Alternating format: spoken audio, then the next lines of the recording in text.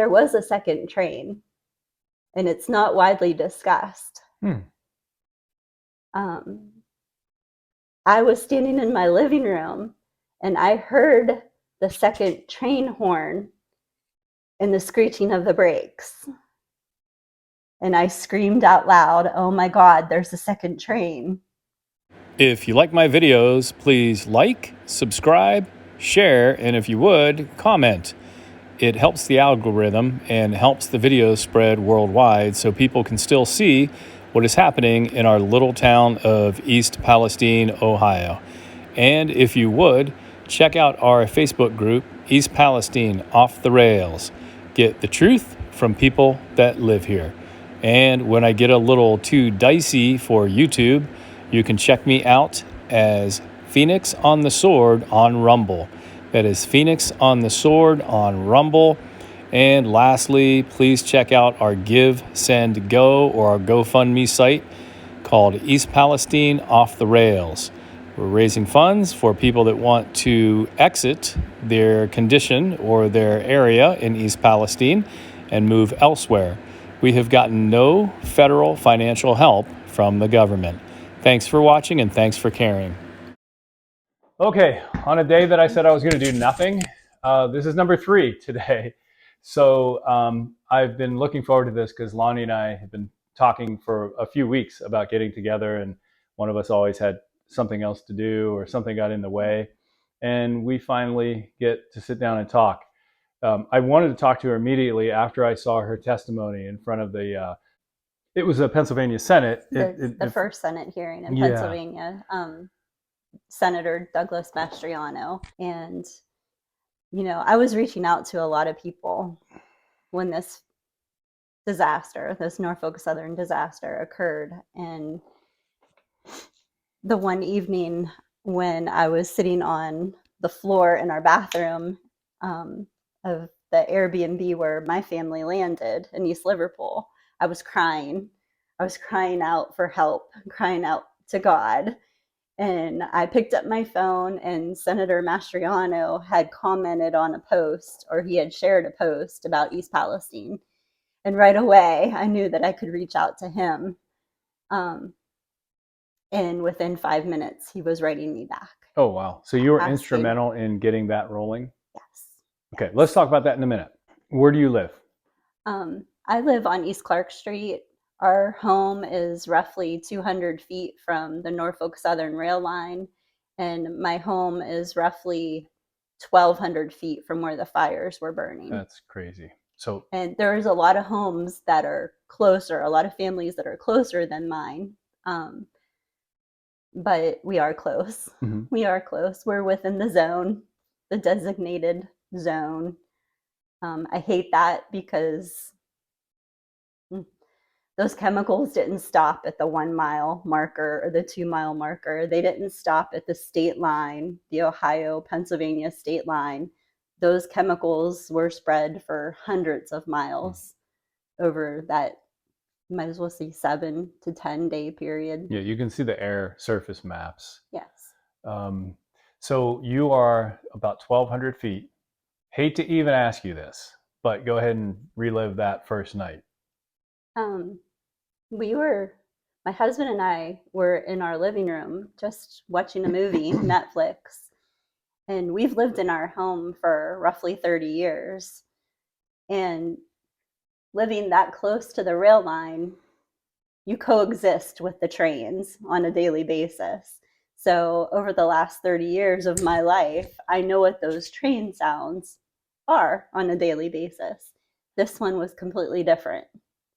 I knew instantly the sounds of the impact when it derailed.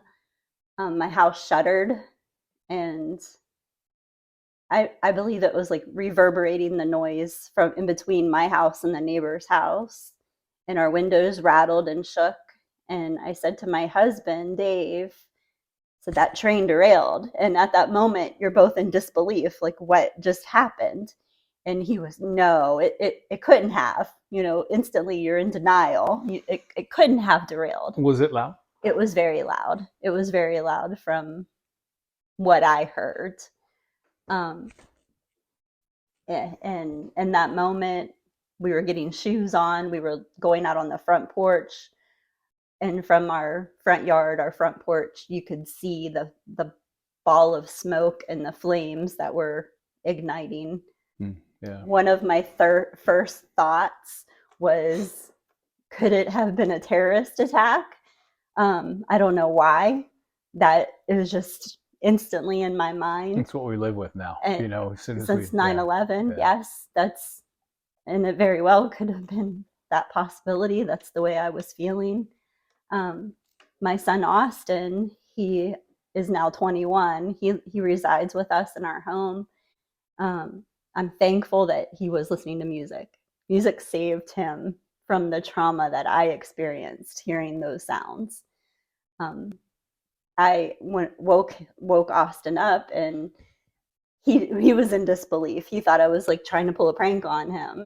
And then when he went out on our front porch and seen for the first time the flames and the smoke, he turned around and he looked at me and he's like, "What the hell is going on, Mom?" And being a mom, you could see the smoke and oh the yes, fire right from your house. yes, from our front porch, from our steps, from our front yard, you could see it was just billowing. The flames, from our point of view, it looked like the factory at the end of our street.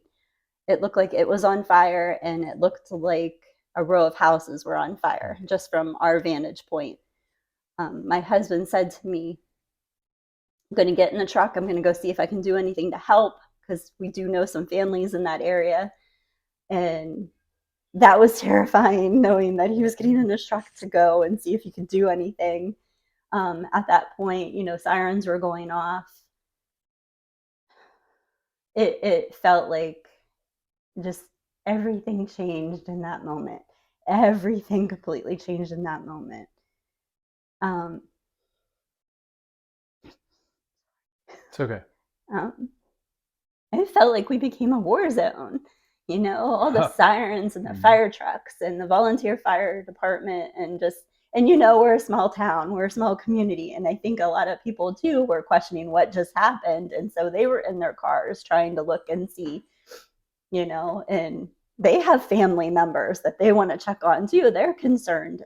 There was a lot of traffic in our area, like instantly, so much traffic. And our little street is quiet, other than the rail line, the noises that you hear on a daily basis with the trains going through. Yeah. And then my husband returned and he said, "There's nothing I can do. It's best we just stay indoors, stay inside." You just don't know what to do in those moments. And I hope that no one ever has to go through that, just those feelings, your fight or flight mode, I guess, your survival mode. So what did you do at that point? We were discussing, maybe somebody should stay with Chevy and Lincoln. We didn't want to leave them alone in the house. My husband said, "I will stay with Chevy and Lincoln." That's our two dogs, not your cars. Our two dogs. They're named after cars. There are two English Shepherds. Okay. They're our family too. He said, "I'll stay with them, our two dogs." And we sent Austin to go to his aunt and uncle's house. And for those of you that don't know, there were 70, I believe, 70 fire departments, not 70 firefighters. There were 70 fire departments from the tri-state area. Yes, from all around the tri-state area that did ascend on East Palestine. It wasn't just thankfully, but yes, I am very scary. So incredibly thankful for all of our first responders that came to help us that weekend and that week of the disaster. We have a few friends that are volunteer firefighters, and incredibly grateful. They came from, over an hour away. Just, incredibly grateful and thankful for them. So sorry, you got this commotion going on. Your son is just on to your... I'm sending Austin away. Yeah, I sent him away to his aunt and uncle's house thinking that he would be safe there. And discussing with my husband, "Okay, you really should come too. Why don't you just come with me too? Just get in the car." He said, "No, I will be fine." So we were kind of arguing in that moment too. And I'm also running through the house looking for important documents and papers Mm. and, family photos. And I had a bag and I was trying to stuff some things in a bag. And I was begging my husband to just put the dogs in the car and let's go. And he said, "No, I'm going to stay with them. I'll be okay." When I left, the traffic that I encountered in that area, and then they were blocking the street off because they didn't want anybody to go down, to pretty much that North So Pleasant was the traffic a crossing. mix of people leaving as well, or Yes, okay? yes, it was just chaos. It was just chaos, and I'm almost positive that I had to turn around in someone's yard, and I feel so bad if I did, but I couldn't get turned around. And I don't know if I hit their driveway or if I turned around in their yard that evening, because I was panicking. I was panicking and I was praying and crying out for God to help and make sure that Austin got to his aunt's house safe, because what I was experiencing in that moment, I was terrified. I was terrified. You're tearing me up. Just the reliving of it. I'm shaking like a leaf still. It's something that's, you know, it's forever going to be with me now. It's forever ingrained. It's forever going to be part of my life. I actually stopped my car and I took one photo. I have one photo out my driver's window, and just the massive tower of gray and white smoke that was rolling into that beautiful night sky, because the sky was beautiful that night. You could turn, to behind you to the west and you could see the stars. And then when you turned in that direction of town to the east, that tower of smoke, it it just took your breath away, just knowing that that was happening in our town. And the flames were enormous, neon pink and orange. Austin did arrive safely to his aunt's house a few minutes before I got there. And we all sat in her living room, my sister's living room, in silence for a while, just wondering. No one was speaking, just wondering what was taking place in our town. And there's something that's not discussed, it's not widely discussed. Um, Before I left home, my house on East Clark Street, and before Austin left, there was a second train, and it's not widely discussed. Hmm. Um, I was standing in my living room and I heard the second train horn and the screeching of the brakes. And I screamed out loud, "Oh my God, there's a second train," to my husband and my son. All three of us heard it. And when I back up, when before I left my driveway, I looked behind me, across the street, and I seen the cars from that second train. Wow, I have never heard that before. So that second train was that close to the derailment, Wow. and it is not discussed. It's almost like that second train has vanished from existence. And I am a witness. There was a second train. Searching desperately, talking to friends and family, what's going on, looking for updates. There is one photo that I was able to find that I believe a resident of East Palestine, captured from the overhead bridge of the second train. Um, So now, what is the significance? Now that I'm just hit with this new, and I'm sure you've discussed this with other people. Is there a significance to a second train running through? um, Meaning, does it mean something, or is it I just a train that went by and I honestly don't know. Okay, I'd like to know. I would like answers to why that second train has pretty much vanished from existence. It's not being discussed. Um, or maybe what the engineer or the conductor if saw, or Right, they're witnesses as well. Um, I believe that there would be recordings on that second train. Who knows? They could be recorded over now. wow, And wow, yeah. yeah, that's a big question that I've addressed.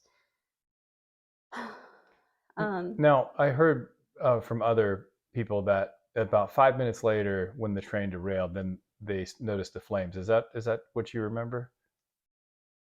I want to So, say, yeah, roughly within the 5 minutes, so there that was train would have flame. had to drive by flames. Um, Was it we was it have a that? theory that possibly the engineer was going to try to sneak around the derailment, or trying to didn't think, or maybe didn't believe that it was as bad Mm-hmm. as what it was, that there was a second train. But in that photo, that train is backed up further away from the crash, the derailment site. At that point, they had to back the train up so it wasn't blocking the crossing Okay. on Market Street. But I do know where my home is. When I left my driveway the night of Friday, February 3rd, that train, that second train, the cars, I could see them from my driveway. Mm-hmm. So it was that close. I did not notice the engine, but I did notice, I want to say, box So cars. what you're saying, it was much further down the It tracks than what Yes. was shown later. Yes, in Okay. that photo that I Okay. So found it had to back roughly up. around midnight. Okay. They would have had to back that train up because it would have been blocking Market Street crossing. Okay. Um, but And then yeah, the rest of that's that night, and then the next morning, what happened? What um, do you recall? I was roughly at my sister's home for about an hour, maybe roughly an hour, and that's when she got a knock on her door. They were telling them to evacuate. And we all looked at each other because we thought we were going to be safe Yeah. there. We thought that we would be far enough away, and they were telling us to evacuate. And we chose as a family to stay in her home and shelter in place. So then hearing that, you had to be doubly worried about your husband and your Yes, dogs I was because they're so very, much I closer. was very concerned about Dave and our two dogs, and I was texting. We were constant communication, texting back and forth. Just a few days before the derailment, my sister had adopted two Basset Hound puppies. Thank God for those Basset Hound puppies, because I basically held one or both of them. Mm. They were my therapy Friday into Saturday morning, just holding a puppy. If you're going to have to shelter in place, you need to be with your Yeah. animals. They become your therapy. I had messages from one of my closest friends who lives in the UK.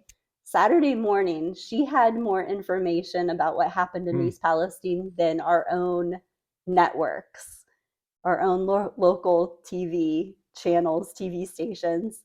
She was giving me more information from the Wow. BBC than Yeah. what I had here.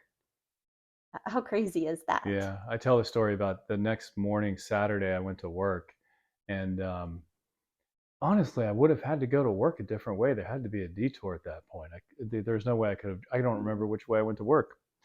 But about noon, a first responder came down to get treated. And I had asked him, I said, hey, by that time there might have been some rumblings from patients because it smelled so bad. And I smelled it at the office actually in Darlington. And I said, hey, I, rumors there's vinyl chloride. And he said, Doc, that's the least of what you have to worry about. There's so many chemicals on that train. And then we didn't get information about vinyl chloride till Sunday afternoon or Sunday night. No, it was So Sunday morning. so this is another example of very little information given to us. There was no information. And I think at one point I got so angry and upset Saturday afternoon. At one point I was screaming at my phone. I know I was screaming at my phone. I was so angry about the lack of communication. And we were being told Saturday morning, there was a press release from our local council that stated they were battling the fires and that the EPA was there monitoring our air, and they stated that our air was fine. It's Wow. stated in that press Wow. release from our local council. They also stated the air was fine a day or two after 9/11. And you Yes. know what happened there. I don't know if you know what happened there. Yes. Okay. Yes.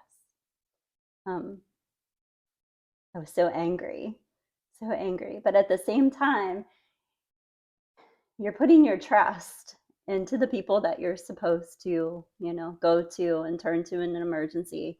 You're putting your trust in your lives and your family's lives in their hands, believing that the air was fine.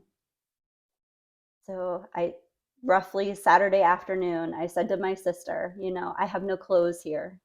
I have nothing. I did not grab clothes. I grabbed the important things that I thought, documents and some, family photos. That's what I had in my bag. I had nothing in my bag for an extended stay with my sister and her husband. And Austin didn't have anything either. And I said, how about Austin stay with you? I'm going to go home because they stated the air was fine. Mm-hmm. I said, I'm going to go home. My house is literally less than 5 minutes from my sister's. I left her house, and as I drove down into town, I knew that the air smelled completely wrong. This was Saturday afternoon, and you knew that you should not be there and that no one should be there. Not once was I stopped by a police officer, not once. I was just able to just drive willy nilly down to my house, no big deal. So at the same time, I'm like, oh, well, then I'm fine. I'm fine. Mm-hmm. No one's stopping me. I can return to my house. And I don't know if they don't know, it was really cold that night. And so your husband was very close to the crash and probably had the heat on, right? Did he have the heat on? He did, but I'm going to back up a second because my husband did end up leaving around 1 o'clock in the morning. Okay. He did leave Friday into Saturday morning, roughly 1 o'clock in the morning. He put our two dogs in his truck and he left because he knew that it was the smell in the Is air. that what it was? Was it the smell? Yes, it became a chemical smell. So he drove, he documented some photos before he left, and then he drove out of town and he slept with our two dogs in the parking lot of Dollar General. And he said in Dollar General's parking lot, sleeping there, he could still smell the chemicals. So you're still not far enough away. Yeah, and that at that point you were allowed back, We and and there at was that no point we were. evacuation. There was, Yeah. and they Yeah. even stated in one of the press conferences, "Hey, this is America. We can't force you out of your homes." Yeah. It's funny because we went through the same thing. Saturday, I wanted to leave, and my wife didn't want to leave. And then, then what happened? Well, Sunday morning, we were sheltered in place. So Sunday morning, we had a knock on our door, and it was, can't remember which department, but sheriff's department and volunteers from, I want to say they came from Canton or Alliance area. They wanted a head count, an exact head count of who was in the evacuation. They were calling it evacuation zone, in the zone. And we're like, why do you need a head count? What is going on? We didn't understand. And then they told us that there was a possibility that Norfolk Southern, exact words, possibility that Norfolk Southern was going to have a controlled burn because there could possibly be a catastrophic failure of one tanker. So Sunday morning. This was Sunday morning that the knock on our door, this is what was explained to my husband and myself. And we're okay. We didn't really understand all of those words that were just, told to us. You're just waking up, knock on your door, trying to take this all in. Okay, we're not safe here. What are you talking about? A catastrophic failure. All right, my heart was racing. At the same time, the sheriff had told us that Norfolk Southern had set up an assistance center at our local park, and that you could go over to the park and inquire about hotel vouchers for, so you could go and stay somewhere.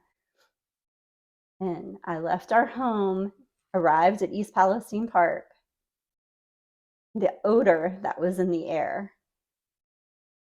I knew I wasn't even safe at our park. I knew.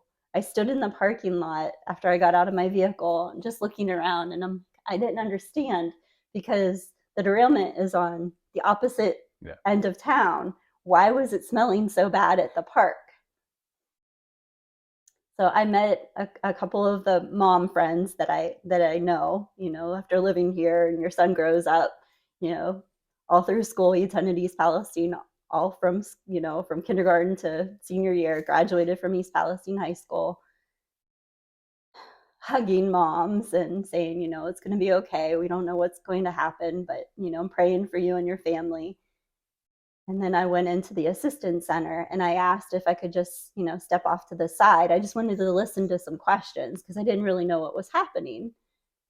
And right away, we were met with a clipboard. And this is one of the things that really bothers me to this day. We were met with a clipboard, and the gentleman said, if you have any questions about the chemicals that you were exposed to, we have a doctor that can contact you. And I was like, okay, chemicals I was exposed to. Thanks. I'm being told that the air is fine, and I'm trying to, you're taking all of this in. I'm being told that the air is fine, but chemicals that we could, possibly been exposed to. Write down your name and phone number, and the doctor will call you back. So I actually questioned the gentleman and said, well, can I have her card? Because I didn't want to give out my phone number. So can I have her business card? Do you have a business card that I can, take it back home? Oh no, we can't do that.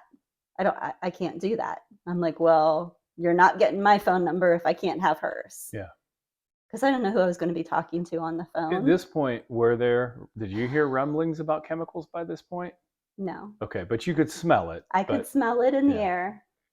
I smelled it at home. I smelled it at our park. And as far as you know, this is just regular things being hauled in a train. And, as far as you at that point. At that point, Sunday morning, I don't even believe I was aware of vinyl chloride. Mm-hmm.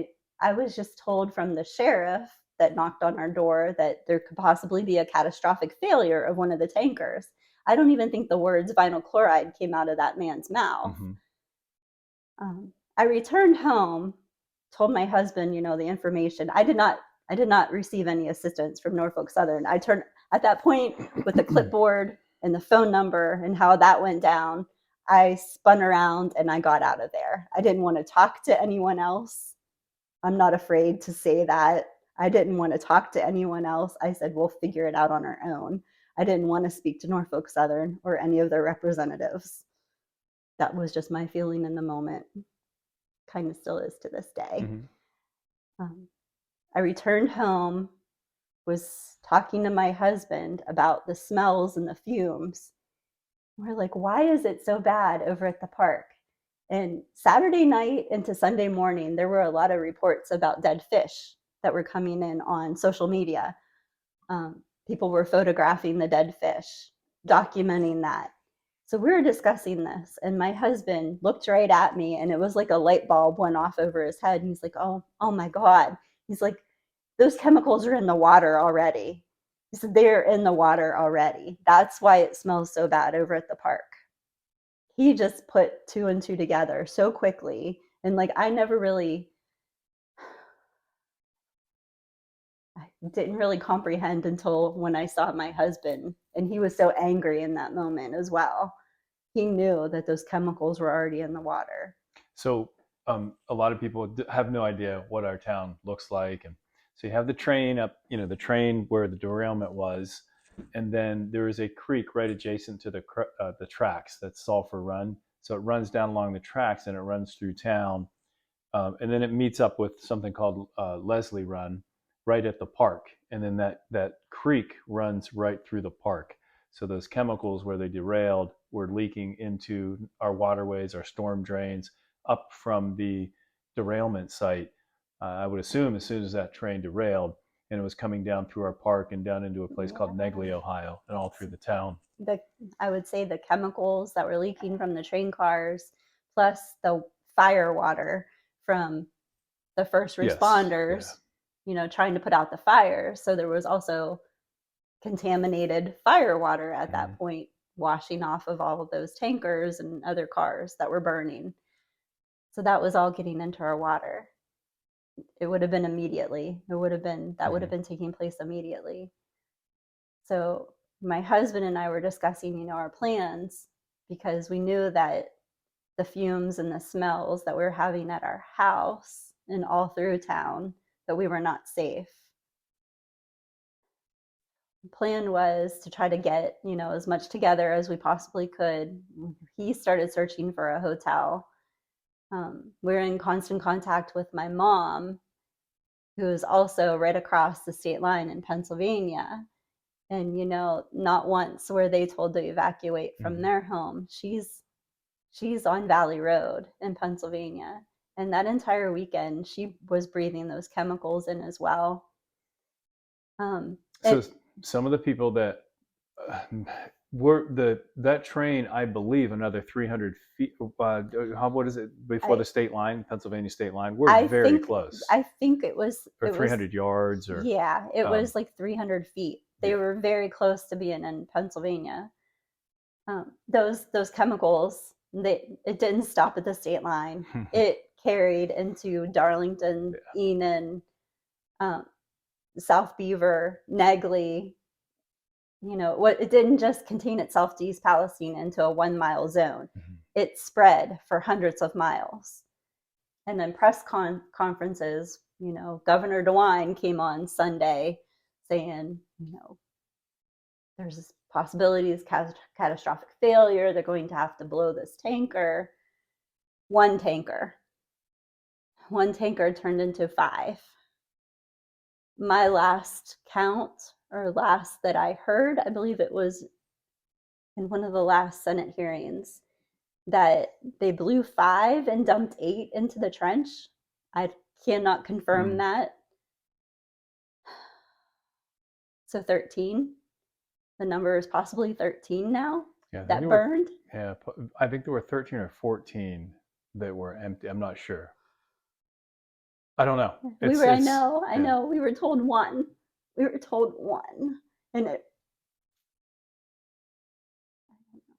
all I know is we were in our home Sunday when the emergency alert went off on our phones saying, you have to leave immediately. Hmm. That was terrifying. And I'm sure everyone knows what an Amber Alert is. That's the sound, the ear piercing, stop you dead in your tracks, look at your phone, wondering what that emergency alert is. Um, my husband left first with our two dogs in his truck. Austin was in between us in his car. And as he was leaving, I was having a meltdown. I was crying because they were saying, this tanker could have a catastrophic failure and could blow. I was crying and I was screaming out to God to keep my family safe. And I backed my car into Austin's car as we were leaving our driveway. And then my son was so mad at me for doing that because he's 21 and you have your first car. It's really his first car. That's his baby, and Hmm. mom just backed right into it. And so we left to go to my mom's across the state line. That was our meeting point. My sister, her husband, we were all meeting at mom's house. Like right now, I look back, I don't remember the drive from my house to my mom's, and that's literally 8 minutes Hmm. away. I do remember backing into my son's car, and I remember getting scolded in Grammy's driveway, mom's driveway. He was so mad at me, and I understand why, because he was taking all of his frustrations out on me Yeah. with everything that was happening, because he felt helpless too. He was, experiencing trauma too in that moment. Um, and I just remember him grabbing me and just holding me and saying, "It's okay, mom." And he felt so bad that he yelled at me the way that he did. But it was just one of those moments. So my mom actually looked at me and she said, "You guys are gonna find a hotel to stay at." She said, "But Austin needs to stay with his grandmother. He needs to stay here." So I agreed to let Austin stay with Grammy. We were able to locate I think it was the last hotel room at the Ramada in Beaver Falls, and they accepted pets. So that's where my husband and we left. We hugged everybody, told them, we love you guys, and we left and we went to Beaver Falls. 17, 18 miles away, probably, from the crash site from your home. Sorry. No. I really wish that I took everybody with us. Because now,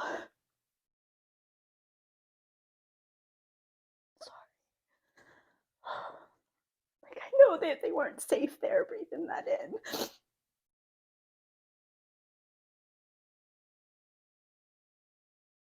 I know they weren't safe there.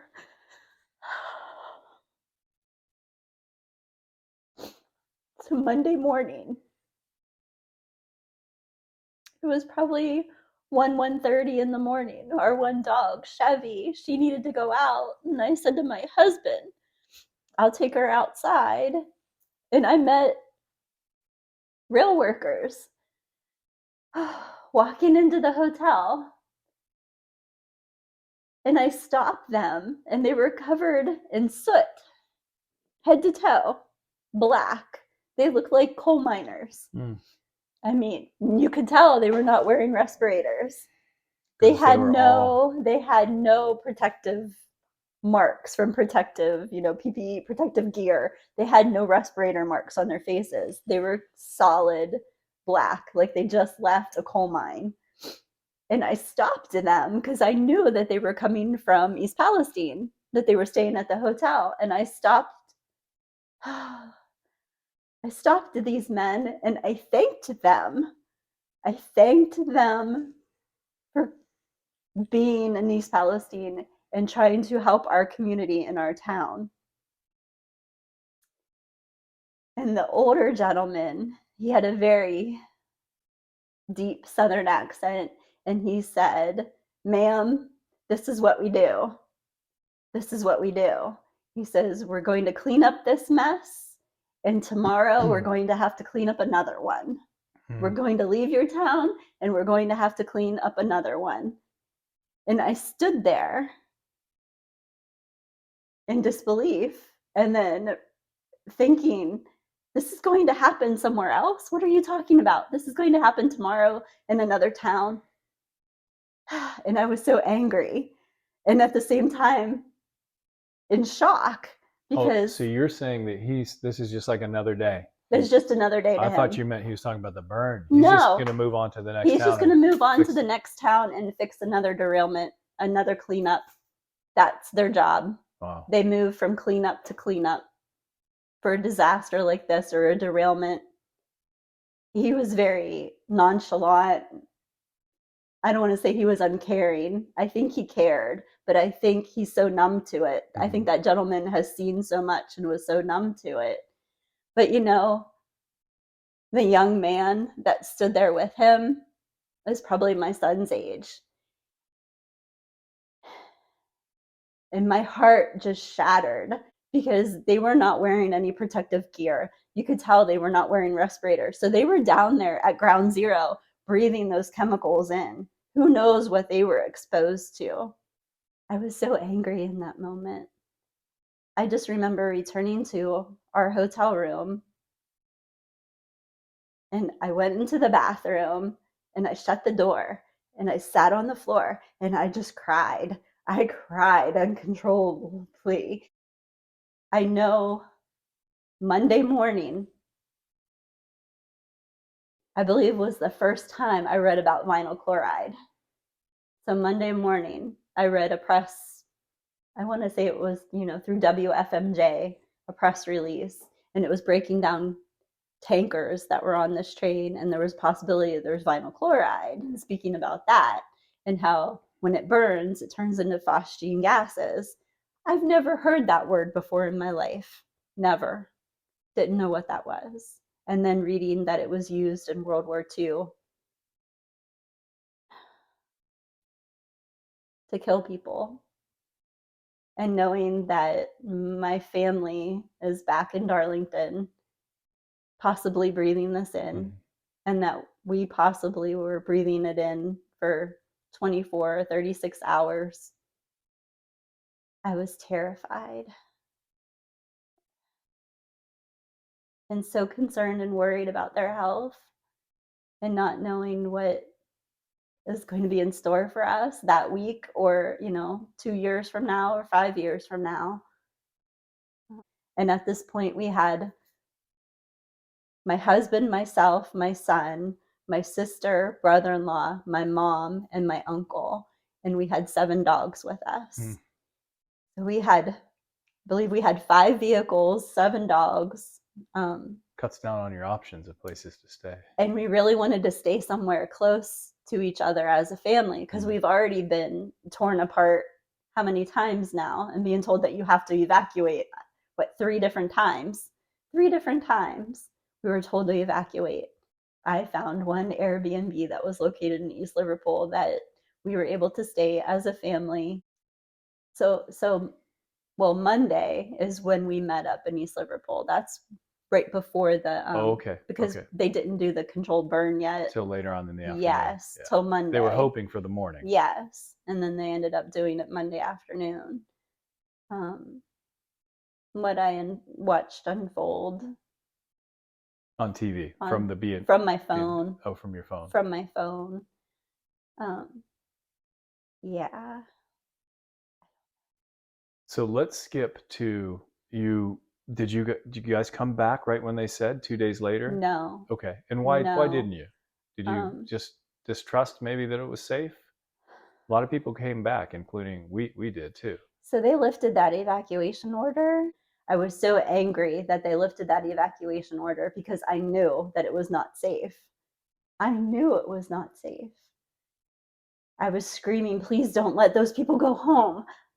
And I couldn't do anything to prevent people from going back home. I was begging my family, please stay away as long as you can, because I knew what it smelled like.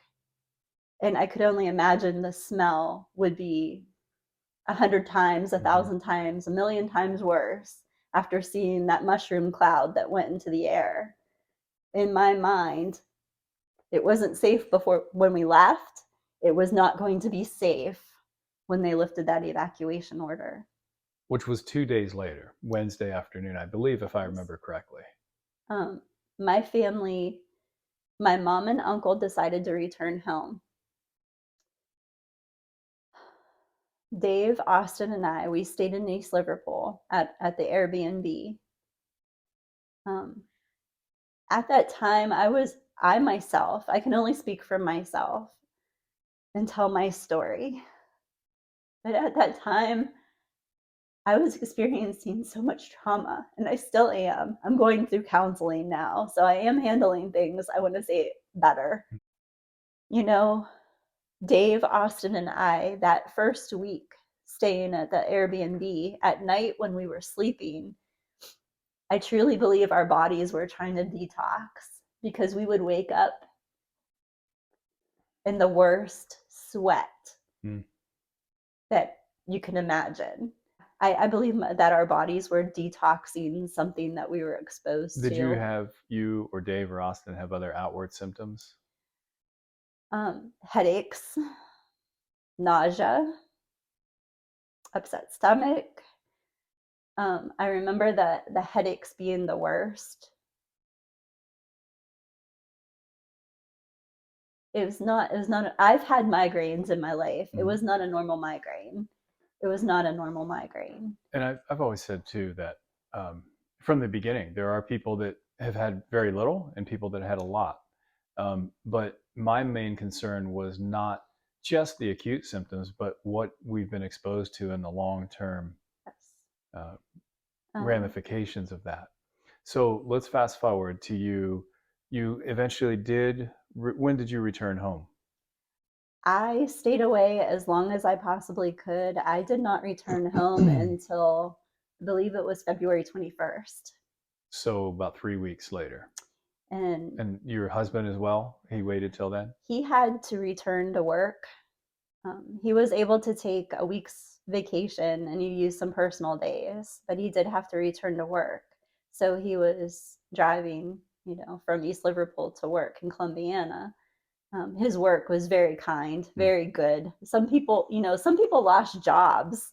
I don't know if that's known or not. Some people have lost their jobs. Probably not through much, all of not this. much talked about. It's not discussed, but I do know people that lost their jobs because they had to take time off, and because of what they're dealing with, and not only the trauma, but the physical, the health problems that they're experiencing. Yeah.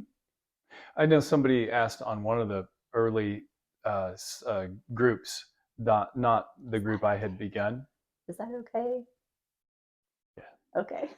Sorry. One of the early groups somebody asked on one of the early groups, I remember there being an argument because people wanted to maybe get some clothes, and they said, what do they need clothes for? What do they, some people had, if they've lost their jobs, the food, how do you pay the rent? How do you pay the, It's crazy. yeah. It's crazy. You own a business in town, correct? Yes. And It's how long have you had that business here? um it'll be 3 years. Well, 4 years this fall. And has I this affected your business? It has. I remained closed for 6 weeks Hmm. after the derailment took place because of, you know, the mental and physical things I was experiencing. I could not possibly have taken on trying to run a business at the same time, let alone, I'm trying to take care of my family. My family comes 1st. Mm-hmm. My family comes first over everything. Um, and just knowing what I was experiencing health wise and, mentally and physically, it was all I could do some days to take care of my family. It was all I could do. There were moments that you're trying to figure out, you couldn't even figure out, what you're going to have for dinner that day because your mind Yeah. 24/7, you're thinking about your friends and family and how close we were to perishing that weekend. You, And my wife and I, well, exactly what you're talking about for different reasons. We're wondering, should we stay? Should we go? Oh, how many chemicals is it going to be in our well? Is it, how? So there's so this much stress too it, that running through your mind all day long, wondering, and you can't even sometimes get your regular things done because no, you no. forget to do normal daily tasks. And I was so exhausted. So I don't know if that was part of my body reacting to chemicals from the exposure, or was my body just so tired of the fight or flight mode and the stress it just couldn't take anymore. I wouldn't be surprised if it was both. It was both. And That's my assumption. So how do you feel after after all this happened? We get the burn, the chemical bomb, I call it. Why do you say that you don't really care to talk to Norfolk Southern? What have they done a good job? Have they not done a good job? What I are some of your concerns? I can tell you that Friday after the derailment into Saturday morning, my husband and myself, we watched them stack rail in front of our home. They were bringing Are up, you serious? no, honestly, I have photos. On what you said? When? Friday, so Saturday morning, there were stacks of new rail. Saturday morning, there were stacks of sections of new rail. And Saturday morning of what date? Saturday, February 4th, After the derailment. yes, Okay. there were stacks of new rail. So less than 24 hours after the derailment, there were new sections of rail being brought in and stacked across the street. My home is roughly 200 feet from the rail line. I could see as a I business if bringing things in to look forward to putting the track back together. Um, that's one thing that if you're really encompassing, but that has to come along with the people's safety and other concerns as well. I mean, if you have damaged track but to do that, and tell me about some of your other concerns. um, I testified during that first Pennsylvania Senate hearing that they laid those tracks, those new rail, over contaminated soil. Um, That should have never been done. that should have never taken place. And I am so angry. And Let me that's one, let me one, back up 1 second. I'm not So what I'm yeah. saying is, if Norfolk Southern truly didn't know of what happened at the site, I could see a company coming in, preparing everything, bringing it down. But once they assess the whole situation, that track which they brought down, which you just told me, I've never heard that before. The day after, the morning after, Mm. um, that should have waited until they dug up that site. Is that Is that what you were saying? And that's how I feel. Um, One of the things I testified to was I felt they were using their resources and their money to get that rail reopened as quickly as possible when they should have been damming up the chemicals in mitigating, putting mitigation efforts into place to stop those chemicals from seeping into our creeks and our waterways. It could have been done that week. It could have been done that week. It shouldn't have taken this long for all of that to happen. I am angry that this disaster killed, I don't even know the amount of fish and aquatic life and frogs and other animals that were killed from the chemicals that leaked into the water. Do you know who I'm actually angrier with? Because corporations will get away with The what they want to get the away with. the EPA. Oh my God. I I am don't so how angry with the I'm EPA. I'm sorry. I'm just They brag about them being, you would they were think here 2 hours or two a couple hours of after the hours after derailment. the derailment, then why did they allow them to lay those new sections of rail? Why? They Because could have stopped them. absolutely. They could have stopped them. They should have stopped them.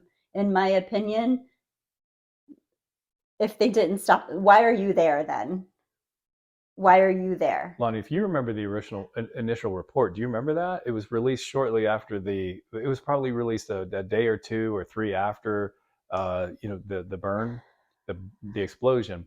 It said this was the EPA initial report. The excerpt from it said, and we observed Norfolk Southern laying track over contaminated gravel and They had, soil and liquid. yes, they So had. they observed Why them didn't you doing that. stop I them?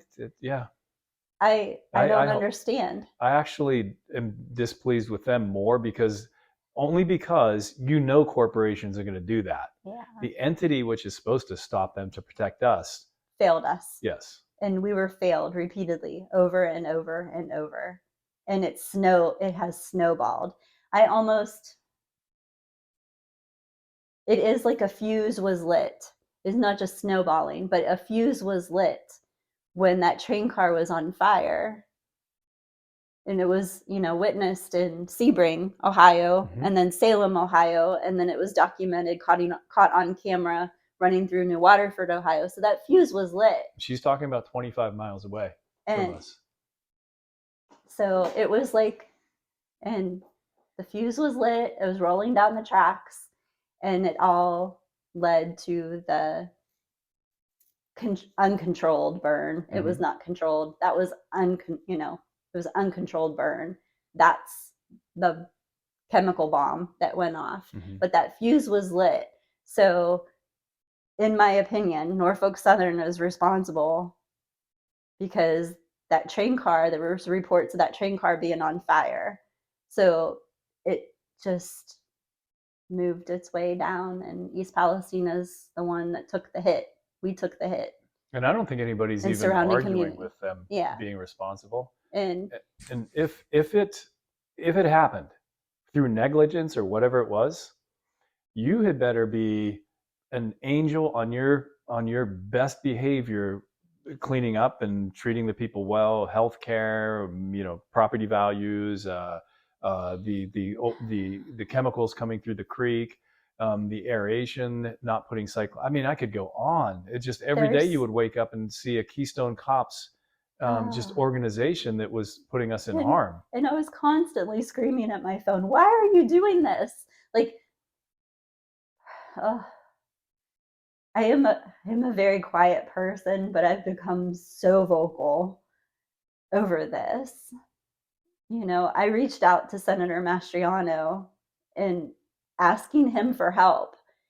And right away, he had responded, like within 5 minutes of my messaging him, is there anything that I can do? And he he's the one, I honestly believe, if it wasn't for Senator Mastriano, a lot of these hearings would not have Mm-hmm. taken place. What a difference between Ohio and Pennsylvania. I saw with Um, our leaders. yes, I yes. was shocked at what they were He's doing over in Pennsylvania, right across the border. And the first Senate hearing took place 20 days after the derailment.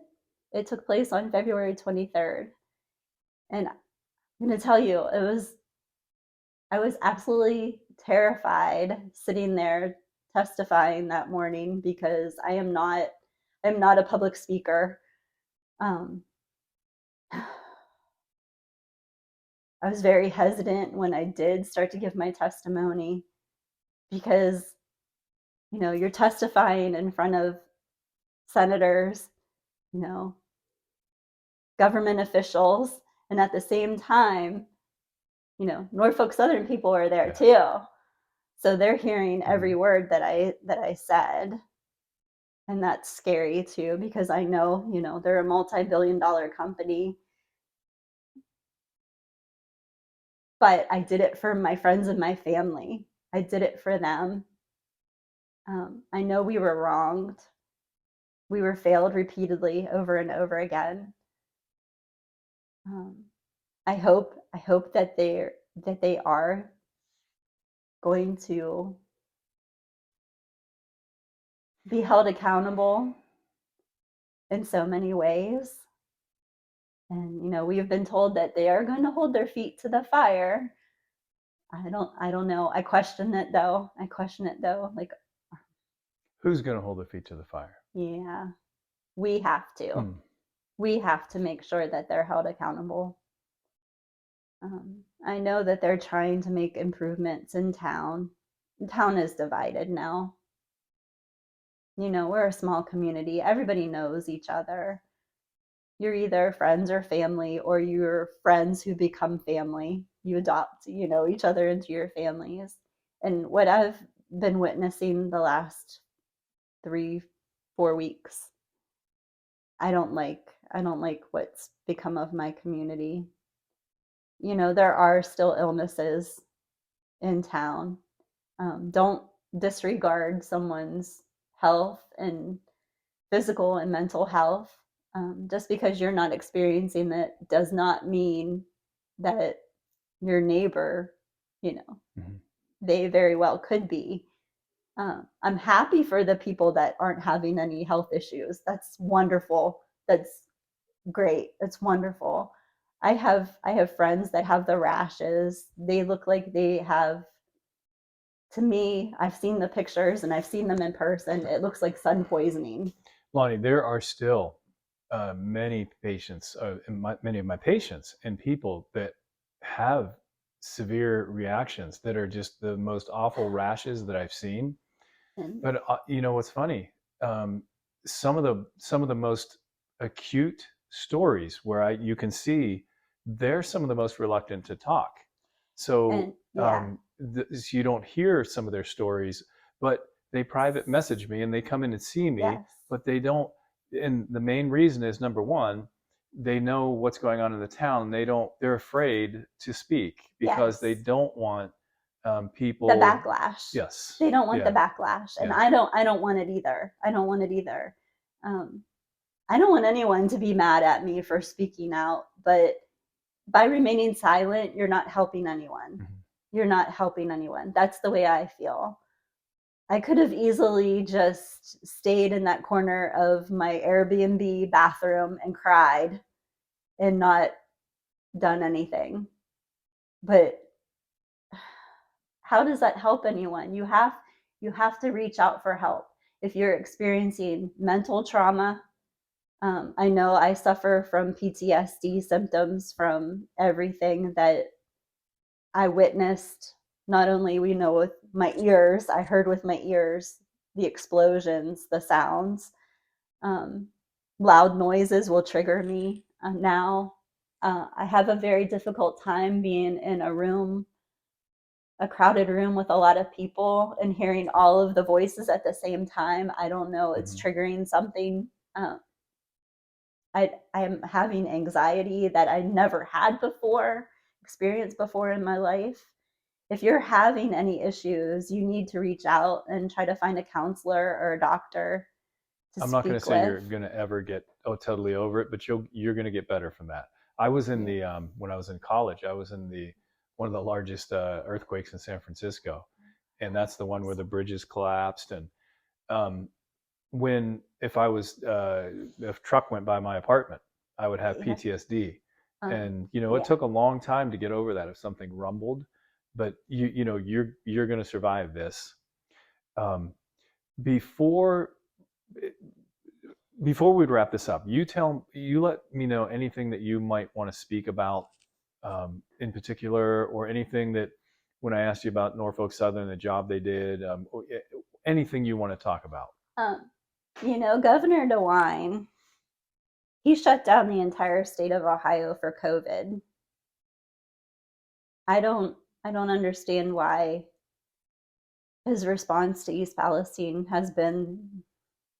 He was a little angry with me the other day. And Did we discuss that? Okay. I Yeah. seen, and I was cheering for you the entire time because I'm honestly afraid what I may say if I ever get to meet the man, because he shut down the entire state of Ohio for COVID, and we just had probably the largest chemical disaster in our country's history. We should have been declared a disaster the weekend of February 3rd. We would have had, National Guard could have been called in with water filtration units to help, residents here instead of having to drink bottled water. We have those water filtration units for a reason. National Guard could have been Mm-hmm. here helping, deployed, helping with that. You know, FEMA trailers could have been brought in for families so they weren't bounced around from hotel to hotel, what's still happening today. Mm-hmm. A good friends of ours, she messaged me the other night. They finally gave up. She feels like they've given up because they've been bounced around from 3 different hotels and one Airbnb with their family. And they have 3 young children who are attending school and are in sports. If they had a permanent location that they could stay during this cleanup effort, if they could just have a permanent location for their family to feel safe, What does giving up mean to that? What do you mean? They they just give up and they go back home? they gave up and returned home Hmm. this week. See, what some people might not realize, as they're digging up the tracks, when they dig It's up the tracks, more chemicals more come into the air chemicals. and And into the creeks. yes, and now that they've returned home, she's very, as mom, concerned for her children, because she's making the right choice by having them try to live Mm-hmm. at home again. And it's day by day. You don't know what you're going to wake up to tomorrow morning. There's been times that I've walked outside in the morning and the air, from my back porch, it smells completely different than the night before. Mm-hmm. I know that family, my friend's family, the 3 young children, they're trying to go to school through all of this. They're trying to, live their lives and have the children in sports and things that they enjoy.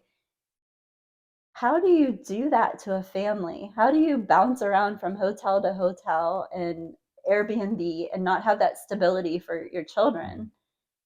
And then you leave them no choice but just to return home to, And admittedly, the EPA says there's high readings of butyl acrylate in the air as they dig it up as they're getting off the Taga bus.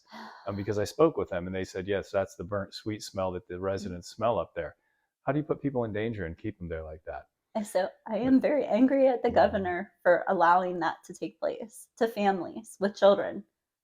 But yeah, I am. There's so much more that I could tell you and talk about. There are so many stories, but I do want to, state that by remaining silent, you're not helping anyone.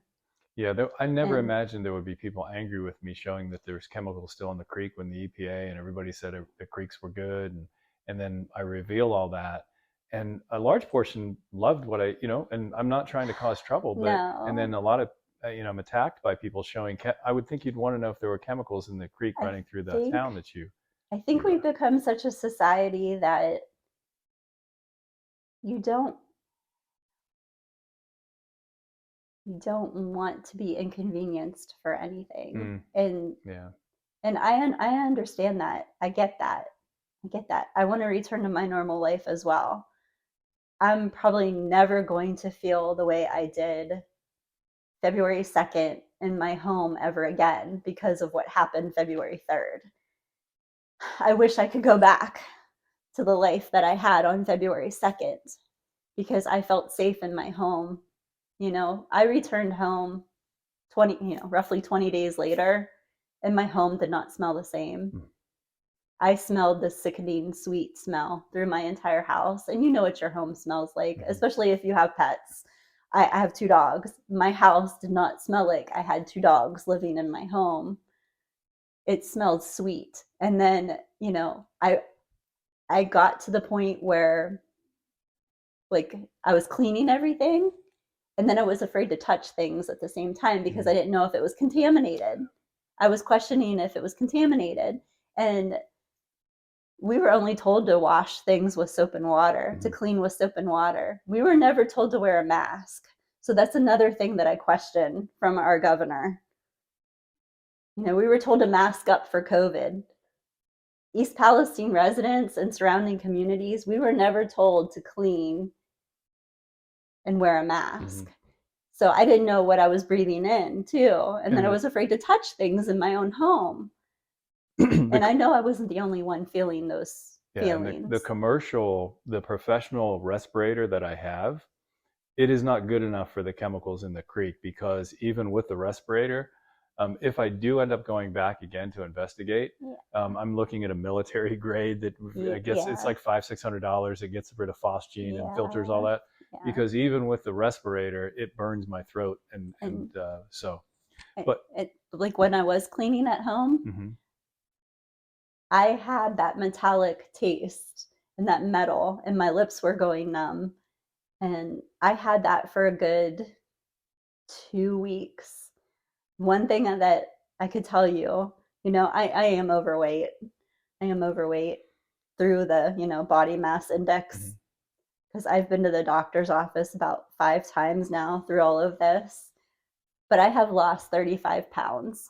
Oh, so that's a positive thing when a train derails. And it's positive. I didn't plan on losing weight this way, but the Norfolk Southern weight loss technique. But when you have that metallic taste in your mouth, food doesn't taste normal. It's not normal. I don't know if I've just gotten used to it now, or has it really gone away, or have I actually, my body adapted to the metal?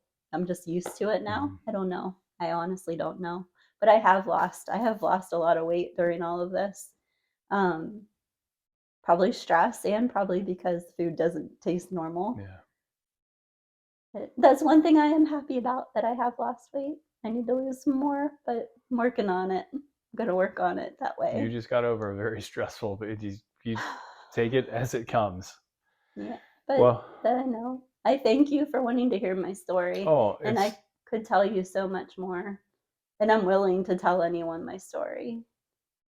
I pray for our town and our surrounding communities every day. I love everybody in our community. I wouldn't have been here, my entire life, and chose East Palestine. Our home has been there for 30 years. I love our community. I don't want to see anyone suffer. I love everyone in our town, and I don't want to upset anybody either by speaking out, but by being quiet, it's not going to help anyone either. I agree. Thank you for listening. Wonderful talking with you. Thank you. And everything eventually is going to work out. All right, Lonnie, thank you. Not a public speaker. I am a private person. I enjoy my privacy.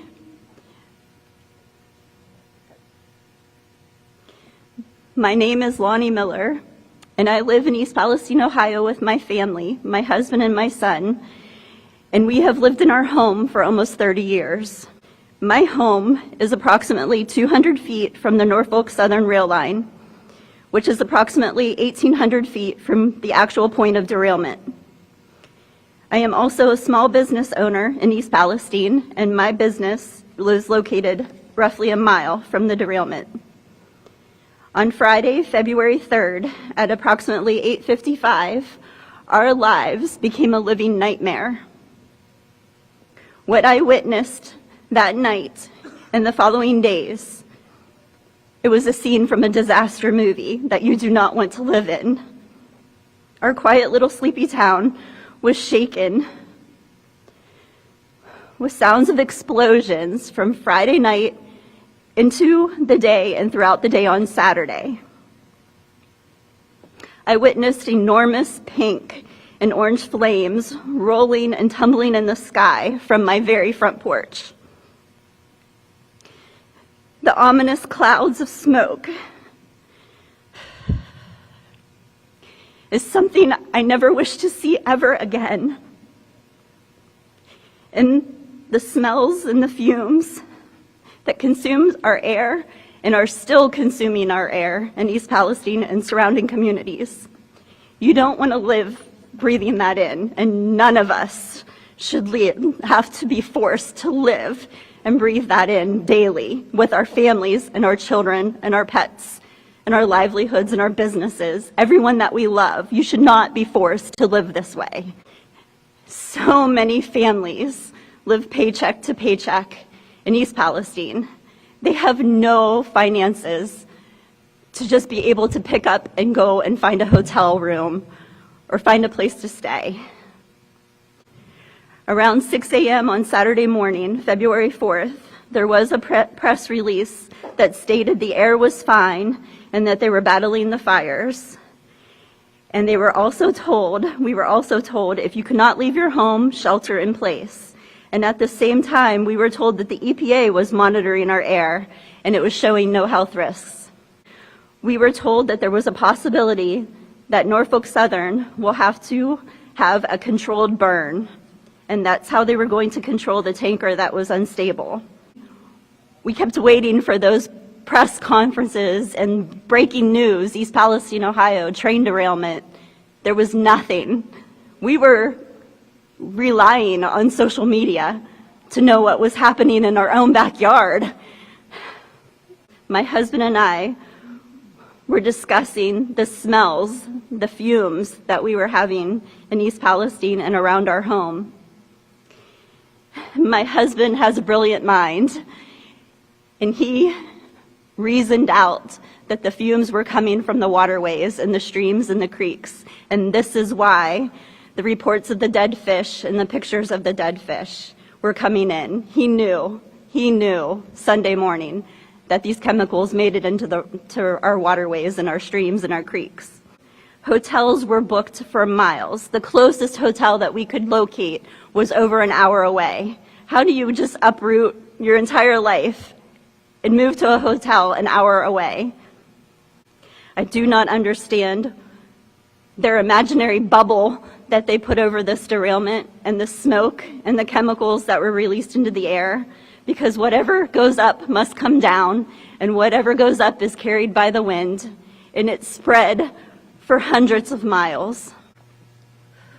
From the night of Friday, February 3rd until Monday, February 6th, there was zero contact and zero guidance from Pennsylvania state and federal officials to help my family. Zero. No one came to help my family. No one came to help my mom. She lived underneath that chemical cloud Friday night. As soon as that train derailed, those chemicals were being released into the air. There were explosions all night long from Friday night through the day Saturday, throughout the day, Saturday afternoon into Saturday evening, because I heard them with my own ears. And living with those sounds in your mind, any loud noise I hear now, I believe is an explosion, is something that's going to happen. Something bad's going to happen. Norfolk Southern, there were videos, I believe, on Saturday that were released of the train car being on fire. Butech Bliss, I believe, is the name of the company, where it was captured on one of their cameras rolling through Salem, Ohio, on fire. The train car was on fire. They had enough time from Salem, Ohio to East Palestine, Ohio to stop that train. After reading about the dangers of vinyl chloride and phosgene gases and how deadly these toxins are, I am here today to ask, why didn't someone notify my family and all the families in our surrounding communities? and let us know that we needed to leave and help us get evacuated and into a safe place. We are being told that our air quality is safe, but we are enduring rashes. One of my very best friends has been diagnosed already with chemical bronchitis because she lives right next to the creek that they are constantly churning that water and releasing the fumes into the air, and her home is right there. She has no money to move. She has no finances to move. Where is our government helping these people get out of those homes so they do not have to live there? And I just want you all to imagine how it felt, how it would feel for you to watch Norfolk Southern build the track in front of your home when you know that it's still burning down the track, but yet they're building new sections of rail right in front of your home hours after the derailment. Norfolk Southern is a multi-billion-dollar company that caused this disaster. They could have prevented it. There are no excuses. We, the people, were forced to evacuate our homes. And we're probably going to be forced to give up everything that we've worked our entire lives for. The home that you raise your family in, your children. I want to ask why Norfolk Southern was so busy assembling those rails to get their track moving. Why were they not putting plans into place and mitigation efforts to control the chemicals? Why were they not damming it up somehow to prevent that from getting into our waterways and the chemicals getting into our waterways? They were using all of their resources and their money to get their rail reassembled so they could move that train through as soon as the evacuation order was lifted. Trains rolled through our town while fires were still burning. Families were still away from their homes. All they cared about was getting that train moving down those tracks. They did not care about us. And I'm asking you today to find out why we have been failed repeatedly over and over. We just want to be heard. There are so many stories. Being a small business owner, I know a lot of people. And when you know that there was an elderly gentleman, he's roughly 70 years old, and he breaks down on the sidewalk crying because everything that he's worked for in his entire life, it's gone. It's gone. We just want some answers, okay? And we're really hoping that you guys can help find those answers for us. Thank you. Thank you, Lonnie.